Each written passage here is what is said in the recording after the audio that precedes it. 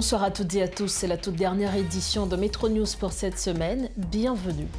À la une, le Premier ministre Alix Didier Fils-Aimé est de retour au pays ce vendredi après sa tournée en République du Chili.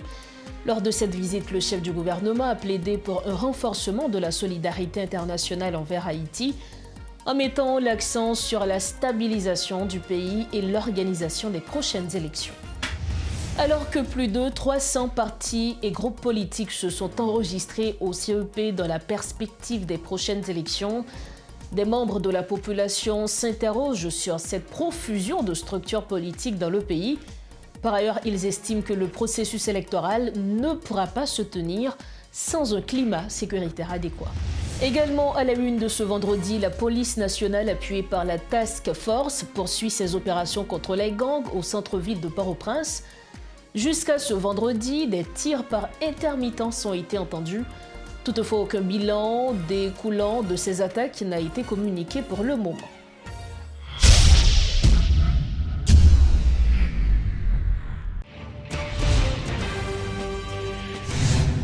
Bienvenue au développement des titres de l'actualité. Le Premier ministre Alix Didier Fils-Aimé est de retour au pays après sa visite officielle en République du Chili, où il a pris part le 11 mars 2026 à la cérémonie d'investiture du président élu son Excellence M. José Antonio Kast. Lors de sa visite, le Premier ministre a mené plusieurs rencontres bilatérales de haut niveau. Il s'est entretenu avec le président élu du Chili, accompagné du ministre des Relations extérieures, entrant M. Francisco Pérez, pour discuter du renforcement de la coopération et de la solidarité entre Haïti et le Chili. Par ailleurs, des échanges ont été tenus avec le vice-président de la République d'El Salvador, son Excellence M. Félix Ulloa, et avec le secrétaire général de l'Organisation des États américains, M. Albert Hamdin, portant sur la sécurité, la stabilisation et l'organisation des prochaines élections en Haïti. Autre dossier, alors que plus de 300 partis et groupes politiques se sont enregistrés au CEP dans la perspective des prochaines élections, des membres de la population s'interrogent quant à cette profusion de structures politiques dans le pays. Pour certains, ces groupes politiques se sont intéressés qu'à satisfaire leur intérêt de clan au détriment de ceux de la population. Interrogés au sujet des élections, ils disent penser qu'il est fondamental que le pays se dote finalement de dirigeants légitimes, mais émettent des doutes par rapport à la persistance de l'insécurité dans certaines régions du pays. Un reportage de Riti Fortuné. 320 formations politiques se sont faites enregistrer en 2 semaines au Conseil électoral. Un chiffre qui soulève des interrogations, notamment en raison du grand nombre de candidats que cela pourrait engendrer lors des prochaines élections. Rencontré dans les rues de Port-au-Prince, un citoyen réagit à ce fait. Chaque groupe, en réalité, en deux pays a essayé de défendre ces partis. Même j'en crois que nos artistes qui étaient à travers la musique expliquer ça très bien, bien que c'est une métaphore, qui était ces partis campés. Mais en termes de porter solution à un ensemble de problèmes en deux pays, 320 partis politiques qui inscrits, nous paraît croire que pour le résoudre vraiment. Loin de toute idée de pluralisme, cette situation met en lumière la volonté manifeste de tous les acteurs de briguer des postes aux fins de satisfaire leurs intérêts de groupe. Ainsi, des interrogés se montrent très critiques par rapport à ce processus lancé par le Conseil électoral et ne sentent pas que les intérêts de la population sont pris en compte dans cette démarche. Moi même pas d'après tous les partis politiques ça yo. Plutôt te voyer 3 moun et puis ou d'après tout ba étape passé bien. Mon cher, ba élection ba ça va parler. Ba dépasser le bon pour nèg yo mon cher. Ba comme ça c'est ma mafia qui a réglé au moins 5 à peine. Au moins c'est tout nèg qui vivre la résignation etc. Tout le monde a vivre par la résignation. Ouais vérité à faut parler monsieur. Alors que le CEP envisage de lancer au début du mois d'avril l'inscription des électeurs pour constituer le registre électoral, d'aucuns pensent que le moment n'est pas opportun. Si la tenue des joutes électorales est une nécessité, elle ne pourra pas se faire dans n'importe quelles conditions, témoignent certains interrogés. En tête des préoccupations demeure encore l'insécurité qui sévit en Haïti. Haïti, depuis après du Valais, il y a élection, il y a sélection. Pour qu'il y ait élection en un pays, faut que nous soyons capables de résoudre le problème d'insécurité. D'abord, la sécurité, c'est l'état d'esprit d'une personne qui se sent tranquille et confiante. C'est aussi l'absence d'inquiétude et la sûreté de tous ceux qui se croient à l'abri du danger. Nous avons dit tout le monde qui a prôné l'élection en un pays, il n'y a pas de Haïti parce que pas un climat de sécurité en de tel pays-là. Si il y a une élection et obligé à élection, nous n'avons pas de problème ensemble avec ça. Mais qui ça a fait? L'emdo qui ça a fait comme si insécurité ça la cap insécurité cap ronger peuple là. Ou bon faut nèg yo gérer dossier insécurité d'abord et puis après ça pour nèg yo capable faire élection. En plus du nombre de partis jugés très élevé par les interrogés, il pointe du doigt la participation de certaines personnalités ayant marqué négativement la scène politique et dont le passage au niveau de l'État n'est pas exempt de toute critique. Comme on le disait en titre, la police nationale d'Haïti, appuyée par la Task Force, poursuit les opérations contre la coalition criminelle Vivre Ensemble au centre-ville de Port-au-Prince. Des tirs sporadiques ont été entendus une nouvelle fois ce vendredi, plongeant les membres de la population dans l'incertitude. Les combats ont particulièrement touché les rues Charon et Joseph Janvier, où des détonations intenses ont été signalées sans qu'un bilan officiel ne soit encore communiqué. Les prescrits de loi du 13 mars 2012 garantissant les droits inaliénables des personnes handicapées ne sont pas respectés, se plaignent les membres du secteur.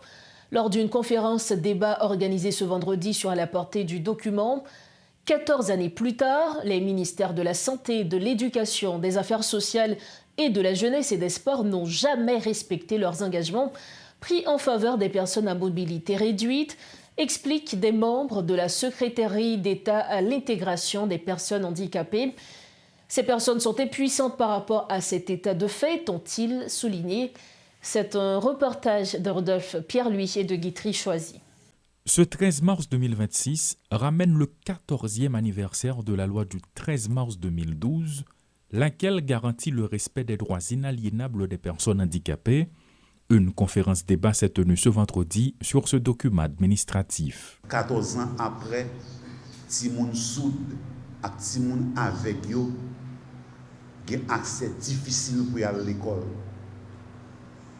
Ce n'est pas normal pour après 14 ans, pour pas avoir aucun effort qui fait pour le curriculum, formation professeur au niveau éducation nationale, qui est question écriture braille avec langue des signes pour arriver à intégrer le système. Non?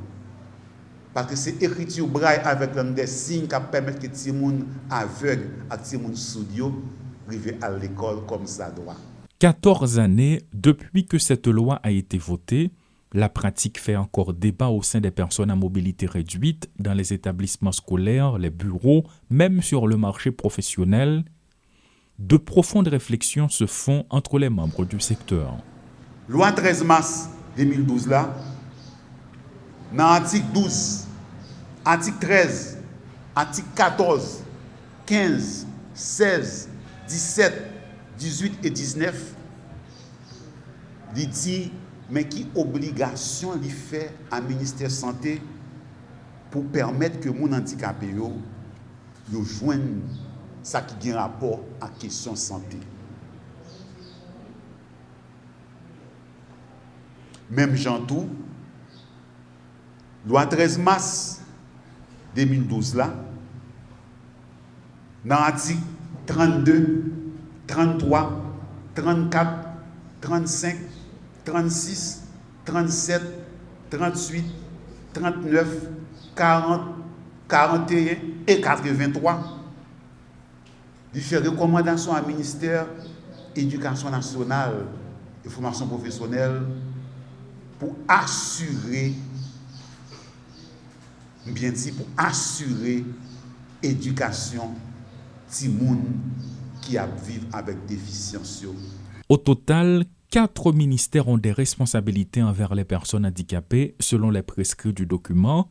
Le ministère de la Jeunesse et des Sports, notamment celui des Affaires sociales dans les articles 44, 45, 46 et 50 du document.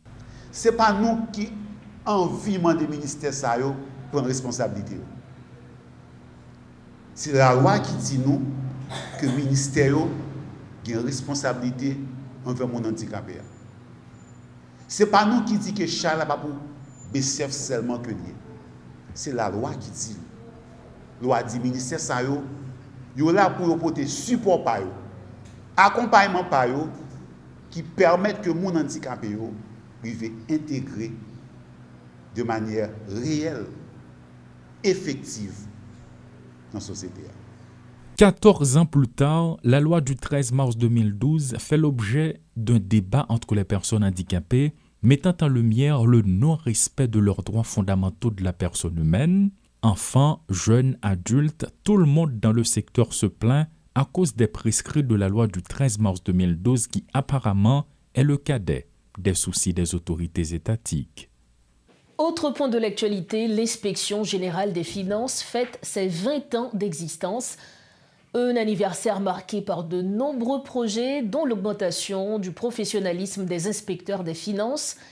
La directrice générale de l'institution Goetti Morancy annonce également le lancement des concours Les Génies de la gouvernance, visant à améliorer la perception qu'ont les jeunes de la gouvernance publique. La directrice générale de l'IGF est invitée à la rubrique Le Point ce vendredi. On l'écoute. Nous avons un projet effectivement que nous supposons lancer mardi prochain, qui c'est les génies de la bonne gouvernance. Donc effectivement, c'est un projet qui permet nous d'agir à travers les jeunes, donc les destinés aux écoliers et écoliers qui trouvent en secondaire, NS1 jusqu'à NS4. Donc, qu'est-ce que ce projet ça est? C'est un projet côté Inspection générale des finances pour faire une formation d'environ 3 mois à travers une plateforme virtuelle pour l'école, toute l'école qui est inscrite. Et pour nous mener un projet, ça nous oblige un partenaire, le ministère de l'économie et des finances. Et nous gagnons un bagage qui est en cours, que nous avons supposé joindre de moment à l'autre avec un autre ministère principalement concerné. Permettez-moi pas avancer non le qu'on y a dans la mesure où le col n'a pas acté. Effectivement. Et nous gagnons tous des partenaires techniques et financiers, dont ONUDC qui accompagne nous assez souvent dans le genre d'activité.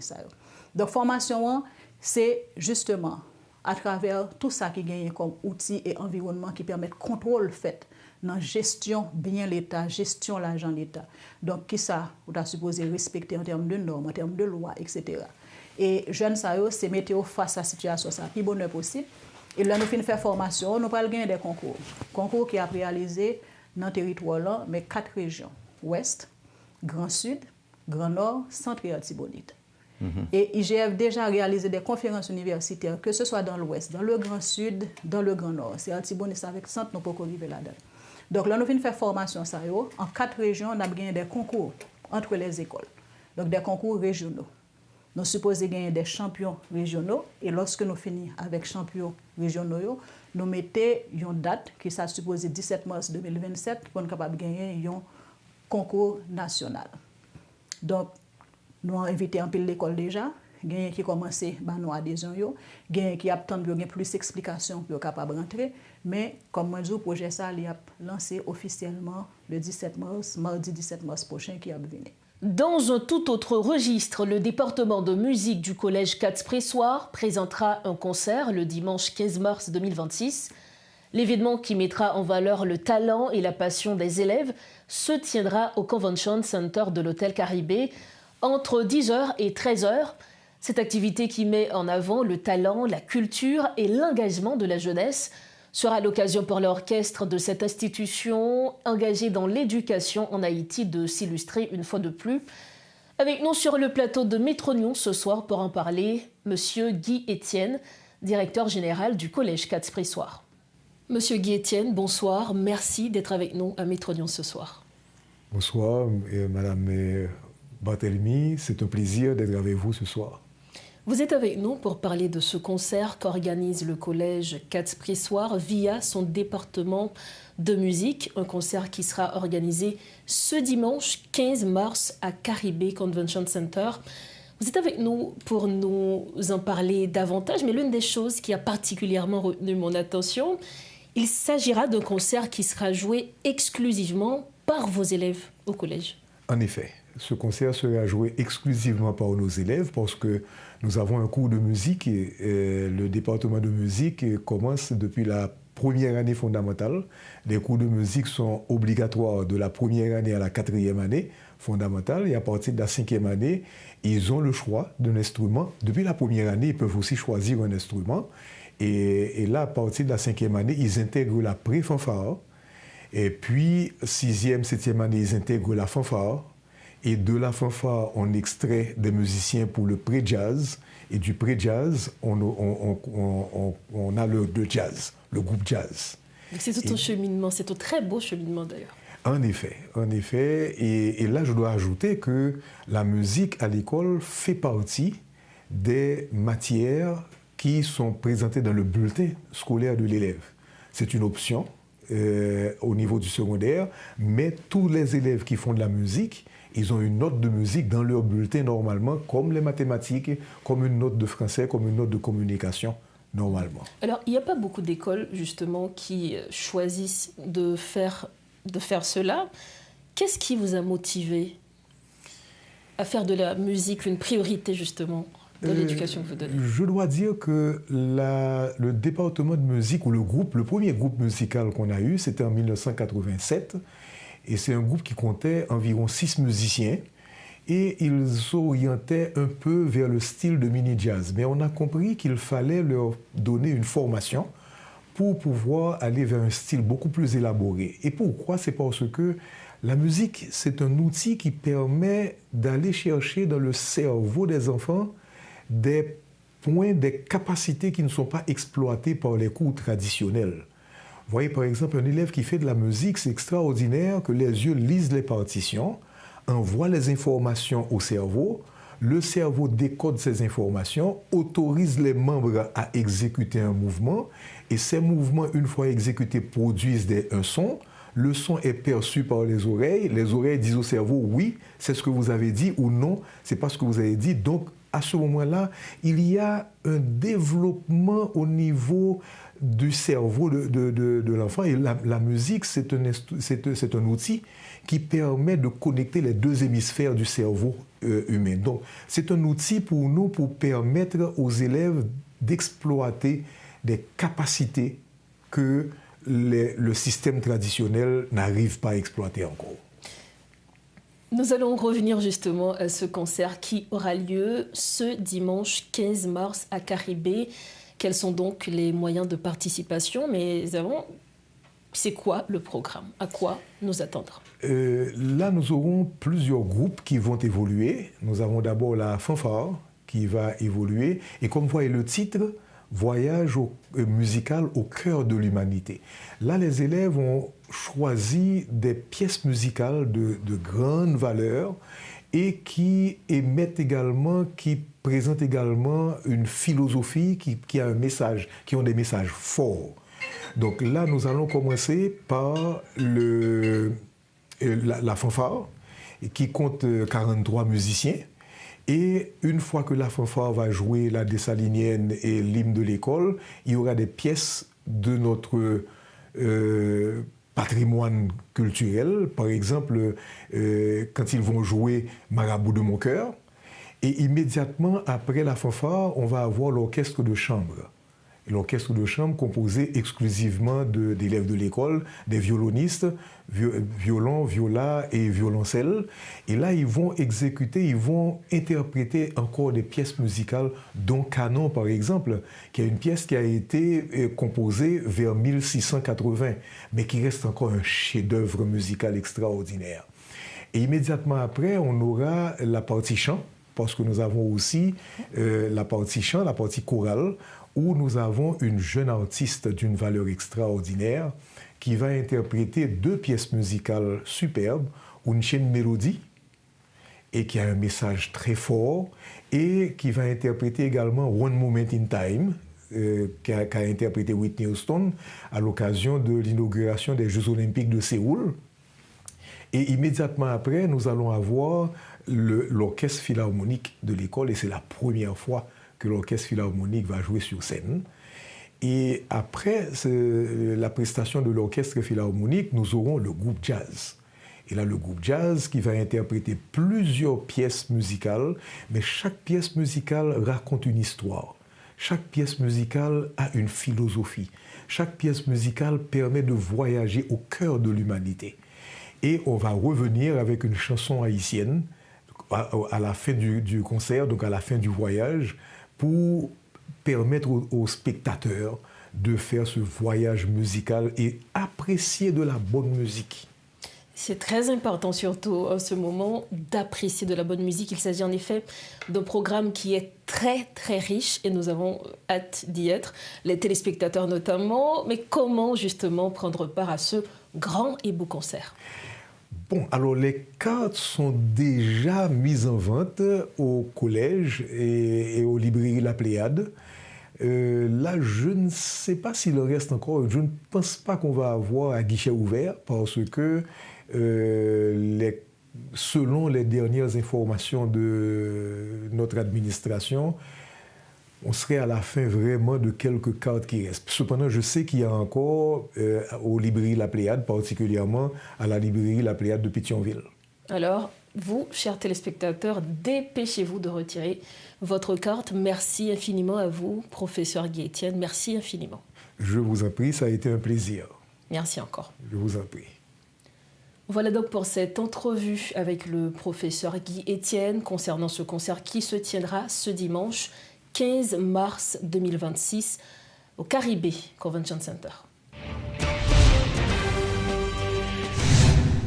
Merci de votre fidélité à Metro News. Le comité du projet Pro Reconnaissance annonce l'organisation de la journée nationale et internationale d'action de grâce le dimanche 22 mars 2026 sur l'ensemble du territoire d'Haïti ainsi qu'au sein des communautés haïtiennes vivant à l'étranger. Cette initiative vise à rassembler la nation autour d'un acte collectif de reconnaissance envers Dieu pour la préservation du peuple haïtien durant la pandémie de la Covid-19. Écoutons les explications de Calvin Destinval, directeur exécutif du projet Pro Reconnaissance. Le peuple haïtien, c'est son bagage qui inhérent ensemble avec lui quelque temps parce que nous aimons oublier même dans le naturel parce que il y a un peu de bagaille monde fait pour nous des fois nous oublier ça monde fait pour nous alors c'est pas dans nous à prier et puis bon Dieu reprocher nous. OK? Et là, ça vrai nous songer parce que dans la Bible, il y a l'exemple des 10 lépreux et 10 lépreux que bon Dieu t'a guéri. Et puis c'est un seul qui t'est tourné à dire bon Dieu merci.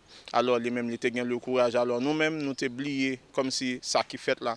Et bon Dieu reproche nous et ça fait et nous prend résolution nous, par rapport à reproche là pour nous capables, malgré ces 6 ans passés de cela, mais nous saisir l'opportunité pour nous dire bon Dieu merci parce que bon Dieu t'a fait grâce à Haïti pendant la période de pandémie ça. Alors le 22 mars, si Dieu veut, c'est jour que nous avons fait activité ça. En matin, nous invitons toute l'église nette à travers le pays à l'international. Depuis ce côté haïtien, dans dimanche matin, pour organiser un service d'action de grâce dans l'église, pour être capable de dire bon Dieu merci pour l'événement ça. Et dans tous 10 départements, nous gagnons des personnes qui dans grande ville, dans grand espace, grand espace dans l'église, nous gagnons des équipes qui organisent l'activité ça. Mais Port-au-Prince et à l'ouest, à Infrasa, à 2 heures, nous avons gagné une grosse activité. Ça sont des activités qui parlent un peu l'adoration, un peu louange, en pile et action de grâce à Dieu. Alors nous avons des artistes qui appellent ensemble avec nous, nous avons des adorateurs, des psalmistes qui appellent ensemble avec nous et activité ça sont activités qui faites justement pour capable dire bon Dieu merci. Nous en termes de réalisation, nous avons un peu de bagage qui est mis en place qui est en fait par rapport parce que nous avons comme si question son éclairage